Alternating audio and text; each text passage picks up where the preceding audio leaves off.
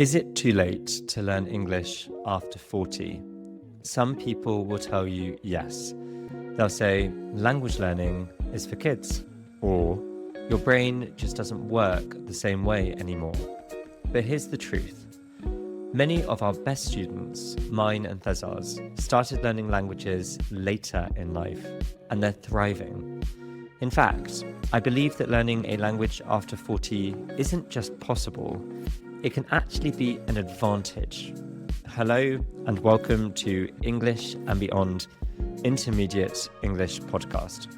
I'm Oliver, and in today's episode, we're going to break down the myths and explore why your age might be your secret strength when learning English.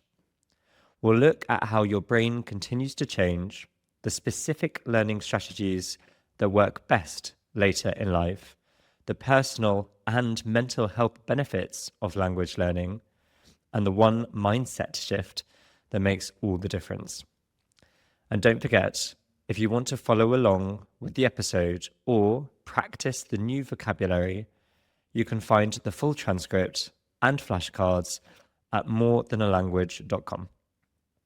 Thezar, who does the Spanish Language Coach podcasts and the English and Beyond Advanced podcast with me, feels passionately about this topic, and he has been encouraging me to do this topic for this podcast for a while. So let's get started. Let's begin with something very important: neuroplasticity. It might sound complicated, but the idea is very simple. It means your brain can change and adapt no matter your age. For a long time, people thought only children could easily learn languages because their brains were still in formation. But now we know that's not totally true.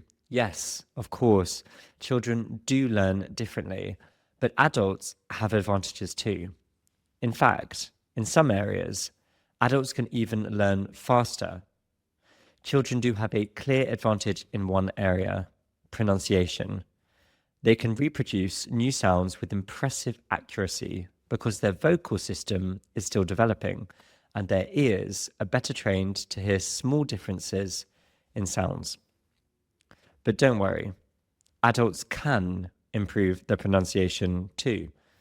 Unlike a child, you can analyze what your mouth, your tongue, and your throat are doing to produce certain sounds more precisely. We'll explore this more in a future episode. And children don't have a totally easy ride, even in their own language.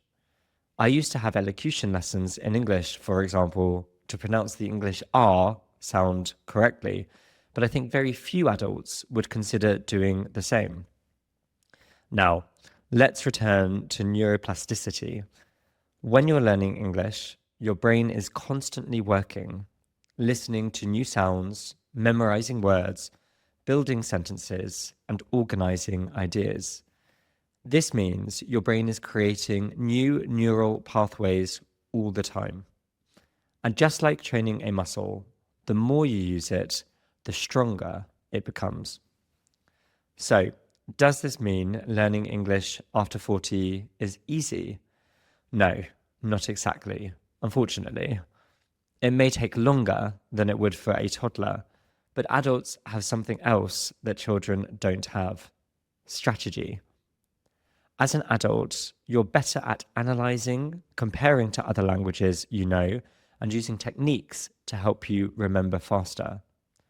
That's why you're not at a disadvantage. In fact, you can actually use your experience and your brain's strengths to your benefit. You don't need to spend years just listening like a child. You can start speaking from day one, and that is a huge advantage. Of course, passive learning is still powerful. Listening to podcasts or reading regularly, even without understanding everything, is great exposure to the language. But you can also combine it with more active strategies to make faster progress. Some of the best strategies include daily exposure. For example, just 20 or 30 minutes of English a day will make a huge difference. Listen while you're cooking, watching a show, reading an article. Keep English in your daily life. Spaced repetition also helps. Instead of memorizing 50 words in one go, review small groups of words regularly over time. Tools like Quizlet or Anki are great for this. And you can use our flashcards at the beginning of each episode so that you understand the words already when you hear them in context. We can also use associations. We should connect new words with personal memories or things you already know. Again, this is something that children can't do. Emotional connections make learning stick. So it's not just about working hard, it's about learning smarter. And learning English doesn't just help you to communicate, it can also improve your mental health and brain function. Learning a language keeps your mind sharp. It improves memory, concentration, and problem solving, and may even delay the onset of neurodegenerative conditions like Alzheimer's. But there are personal benefits too. You can prove to yourself that you can still learn and improve. This boosts confidence and motivation in other areas of life as well. Many of our students, over 40, 50, even 70, have told us how good it feels to see real progress, to understand things that they didn't understand just weeks before. Learning English also opens doors. You can travel with more confidence. You can build deeper connections, make new friends, and expand your worldview. It's not just about grammar, it's about growing as a person. And perhaps most importantly, learning after 40 fights off routine. It keeps life exciting. It keeps you learning.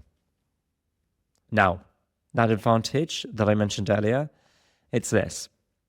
People who learn a language later in life tend to have far fewer insecurities.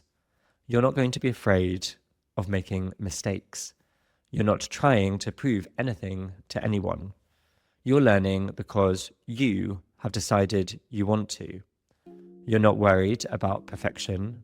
You're focused on connection, on growth, on enjoying the process. That kind of attitude makes all the difference. So, is it too late to learn English after 40? Not at all.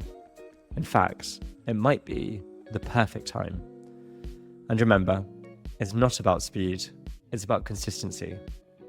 Celebrate every small step and enjoy the journey. And if you want more structured help, visit morethan.a language.com, where you'll find transcripts, flashcards, and more resources to keep learning. Thank you, goodbye, and see you next time.